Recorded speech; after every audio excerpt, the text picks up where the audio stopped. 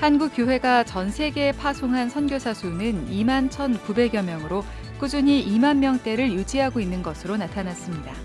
그러나 선교사 고령화 문제는 갈수록 심각해지고 있어 대책 마련이 필요하다는 지적입니다. 전 세계 고난받는 여성들을 위해 기도하는 세계 기도일을 맞아 전국 여러 교회에서 기도회가 열렸습니다. 올해는 전쟁의 고통을 겪고 있는 팔레스타인 여성들이 작성한 예배문으로 전쟁 종식을 위해 마음을 모았습니다. 한국기독교미술인협회가 기독 청년 작가들을 발굴하고 격려하기 위한 청년 작가 초대전을 열고 있습니다. 12명의 젊은 작가들의 신앙 고백과 고민을 엿볼 수 있는 전시회를 소개합니다. 여러분 안녕하십니까? CBS 뉴스입니다. 한국세계선교협의회 KWMA와 한국선교연구원 크림이 지난해 한국선교현황을 발표했습니다.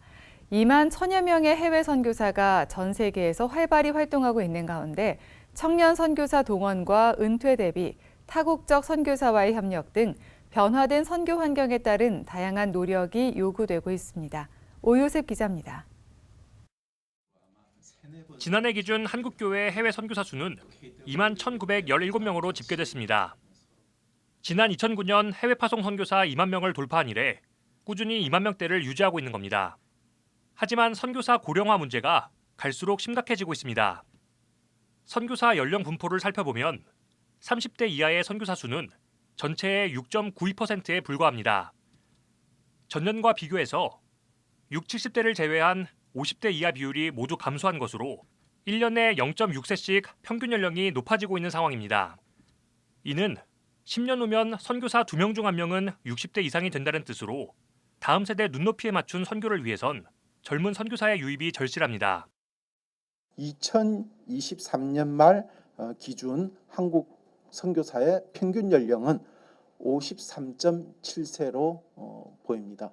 53.7세면 그 시대에 가지고 있던 사고관이나 생각들이 또 지금 새로운 세대와 좀 사뭇 다릅니다. 따라서 좀 더 연령층이 낮아질 필요가 있습니다. 선교사님들의 그 연령 문제, 그다음에 파송 문제, 이 통계적인 추이를 바라보니까 금방 앞으로 한국교회 선교가 어떻게 되려는지 이해가 이렇게 지금 되어지는 거예요. 이제 젊은 사람들이 마음의 부담을 갖고 더 선교적인 헌신이 이루어졌으면 좋겠다 이렇게 생각을 합니다. 주목해야 할 점은 선교단체에서 실시한 단기 선교활동 참가자 비율에선 20대의 비율이 월등히 높았다는 겁니다. 양 기관은 젊은 세대가 선교적 관심과 참여에 인색한 것이 아니라며 선교 경험 이후의 피드백과 상담 등 선교에 대한 비전을 구체적으로 키워나갈 수 있도록 돕는 제도와 시스템이 필요하다고 강조했습니다. 선교사들의 은퇴 이후 삶에 대한 진지한 고민도 요구되고 있습니다. 이번 조사에 따르면 은퇴 대책과 관련해 국민연금이나 개인연금 가입에 대한 규정을 가진 선교단체는 소수에 불과했습니다. 양 기관은 은퇴 이후의 비용 문제를 떠나서 선교사들이 은퇴 이후의 삶을 미리 그려보고 준비해야 한다는 인식을 가져야 한다고 말했습니다. 한편 비서구 교회의 약진이 두드러지면서 현지인 중심의 선교가 강조되는 오늘날 한국 교회의 외국 국적 선교사 파송의 중요성도 강조되고 있습니다. 현재 한국 선교단체 소속의 외국 국적 선교사는 총 59개 단체 950명으로 동남아와 아프리카 지역 등 76개 나라 출신입니다. 양 기관은 많은 선교단체들이 정체성 문제 등으로 타 국적 선교사에 대해 재정적 지원 또는 협력 관계 정도에 머무르고 있다며 한국교회 선교가 한 단계 더 성장하기 위해선 이들과 동등한 파트너십을 가져야 한다고 강조했습니다. 비서구 교회에서 한국 교회랑 같이 선교에 이렇게 애쓰기를 원하는 곳이 꽤 많이 있습니다. 현지인의 목소리를 자세히 듣고 그들 문화 속에서 가장 일을 잘할 수 있는 또 그 사역자들과 함께 파트너십으로 일을 한다는 것은 그들을 우리의 같은 멤버십과 같은 동등한 지위를 줄 수 있느냐의 문제에 달려 있습니다. 한편 KWMA와 크림은 선교사 파송은 선교의 타당성이란 측면에서 한국 사회가 교회를 바라보는 시선과도 매우 밀접한 관계가 있다며 한국 교회가 우리 사회 변화에도 민감히 반응해야 한다고 말했습니다.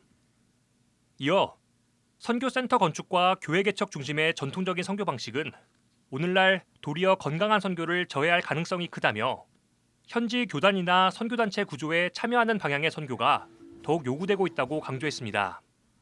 CBS 뉴스 오요셉입니다.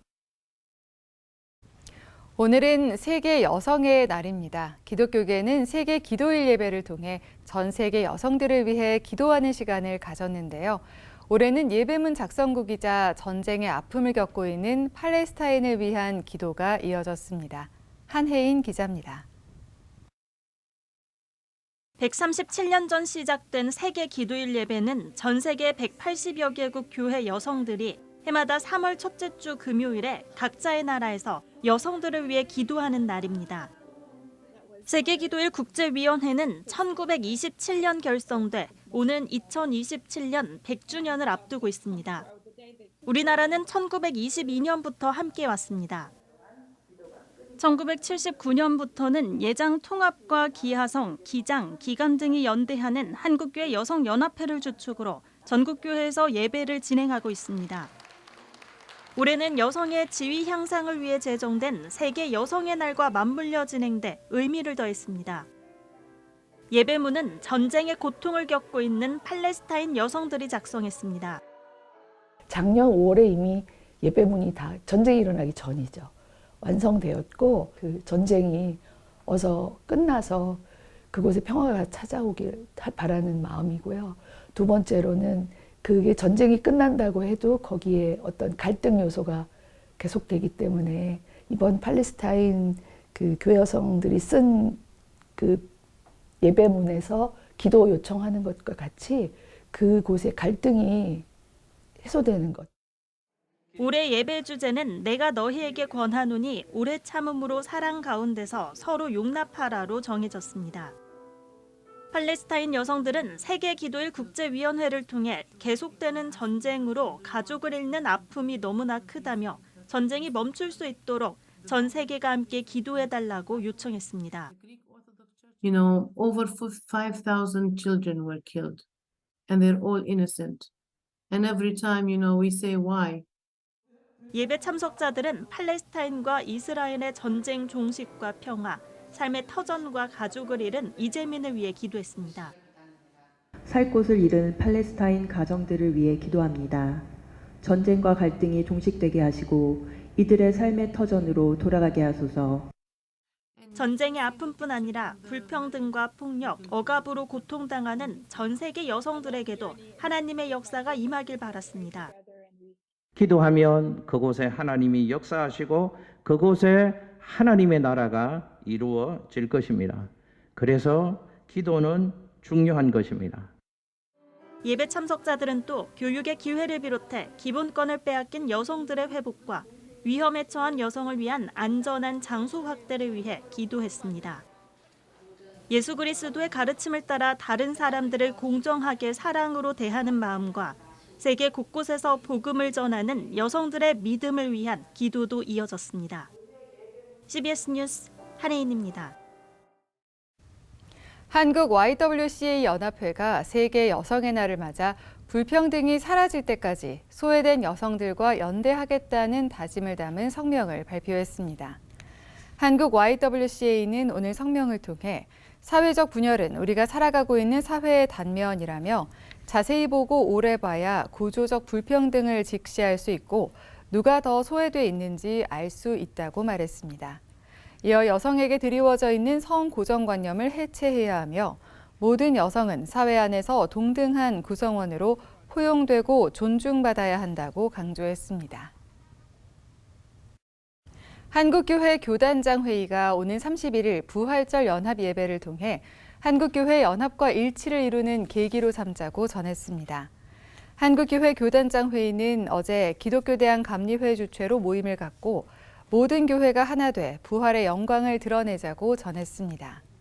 교단장 회의 참석 교단장들은 또 전공의 집단 사직으로 인한 의료 공백 사태에 대해 성명서를 발표하는 방안을 논의했습니다. 그러나 한국교회 교단장 회의에서는 정부의 강압적인 태도로 의료 공백이 장기화되고 있다는 반대 의견이 나와 교단장 회의 차원의 성명 발표는 하지 않기로 했습니다. 한국교회 총연합과 한국교회 법학회 등 11개 단체가 어제 한교총 회의실에서 기자회견을 진행하고 21대 국회에서 발의된 과잉 법안의 폐기를 촉구하고 나섰습니다.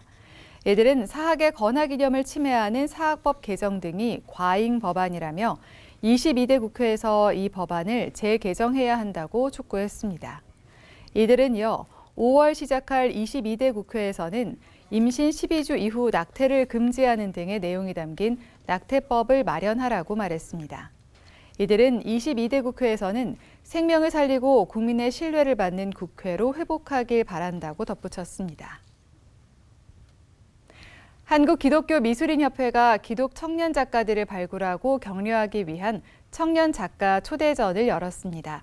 신앙적 고백과 고민을 현대적으로 표현한 12명의 젊은 작가들이 참여했습니다. 천수연 기자입니다. 푸른 물빛이 캔버스 가득 일렁입니다. 맑은 바닷물 속을 보며 느꼈던 하나님의 창조 세계를 담아냈습니다.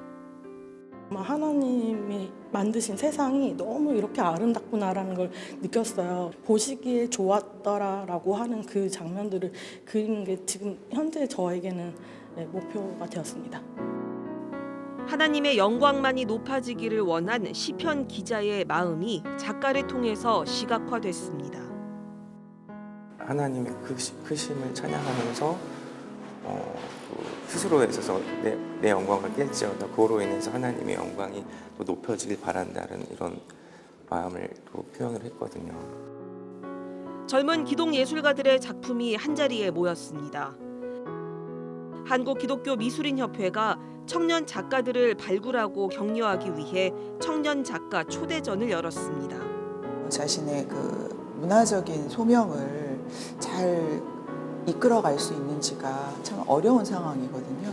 그래서 혼자서 이렇게 고군분투하는 것보다 함께 모여서 어떤 좀 시너지를 받을 수 있고 또 우리가 이제 그 뒤에는 기독 작가들의 선배들이 있다. 올해로 6번째를 맞은 청년 작가 초대전에는 12명의 작가들이 참여해 30여 점의 작품을 선보였습니다. 회화와 조형, 미디어 설치 미술 등 다양한 표현 방식으로 저마다의 신앙과 사회적 고민을 담아냈습니다. 성령의 열매, 인간을 향한 하나님의 복을 현대인의 필수품 가방에 표현하기도 하고 기후변화와 환경오염으로 죽어가는 바다 생태계를 염려하는 작가의 고심은 색을 잃고 하얗게 변한 산호의 형상에 담았습니다. 하나님으로 만족하지 못하고 경쟁과 허영심으로 채워진 인간의 삶을 애니메이션으로 풀어내기도 했습니다. 한국기독교미술인협회는 청년작가 초대전을 비롯해 청년 작가상을 공모 시상하는 등 젊은 기독 작가들의 기독교적 창작 활동을 지속적으로 격려하고 있습니다. 이번 전시회는 오는 11일까지 이어집니다. CBS 뉴스 천수연입니다.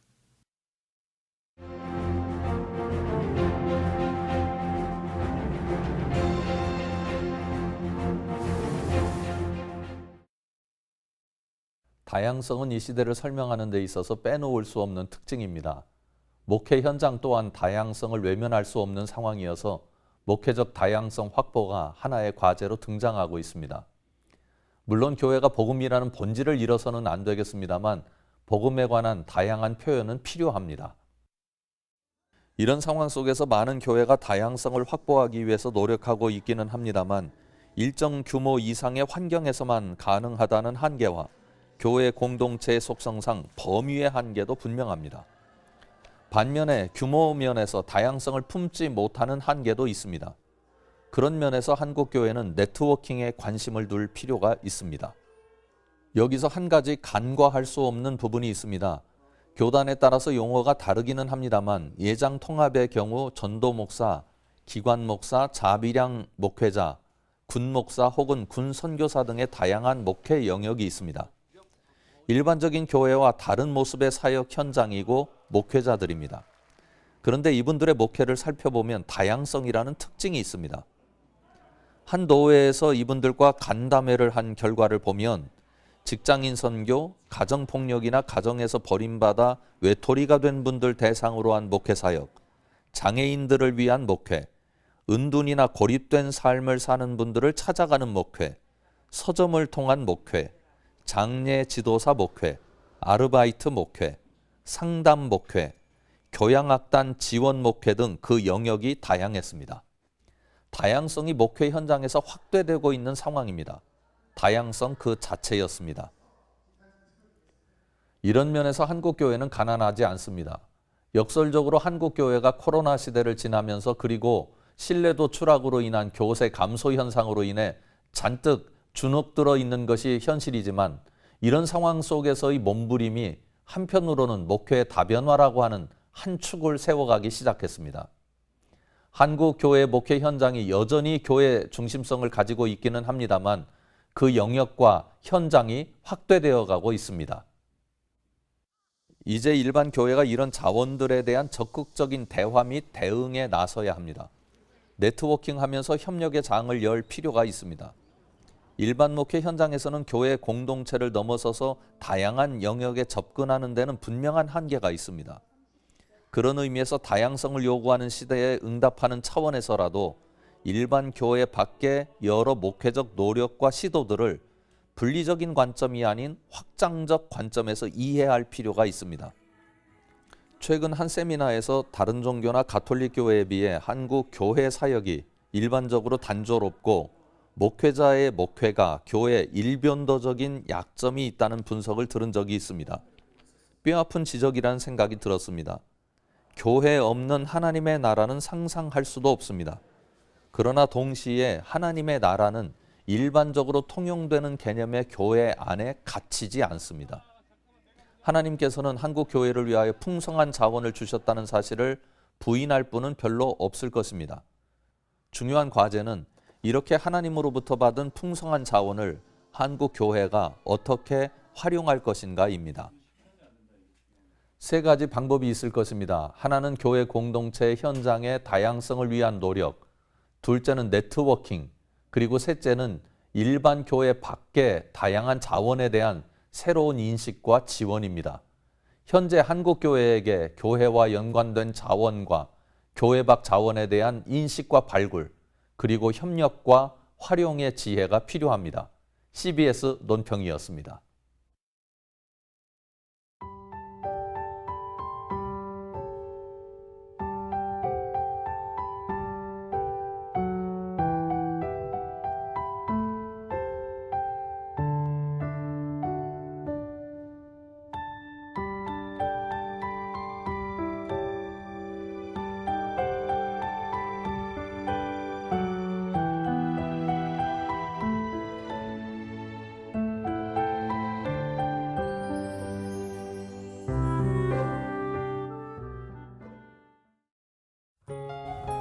날씨입니다. 내일도 전국이 맑은 가운데 추운 날씨가 이어지겠습니다. 바람도 강하게 불 것으로 보여 체감 온도는 더욱 낮겠습니다. 내일 아침 최저 기온은 영하 7도에서 영상 1도, 낮 최고 기온은 3도에서 10도로 예상됩니다. 이상으로 뉴스를 마칩니다. 시청해주신 여러분 고맙습니다.